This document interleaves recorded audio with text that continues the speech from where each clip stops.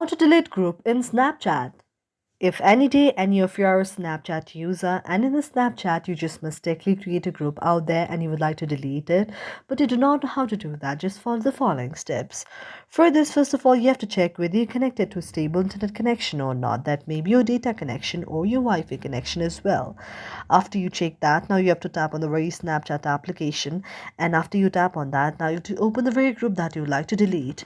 Now you have to tap on the very group like this, and after you tap on the very group like this, you can find the various kind of people. Now one thing you have to remember is, in order to just remove or in order to delete the group, you have to be the person that created the group, otherwise you cannot do that. Now what you have to do is, first of all, you have to remove the person from the group, and likewise you can tap on the next person as well and go to the option of the remove it, and again you have to go to the other person and go to the option of the remove, and then again you have to go to the next person and then go to the option of remove from the group, and then go to the option of the three dots, and you have to leave the group yourself and go to the option of leave. So this way the very group will be deleted from your very Snapchat. Thank you for watching our video, and if you really like it, do not forget to subscribe our channel.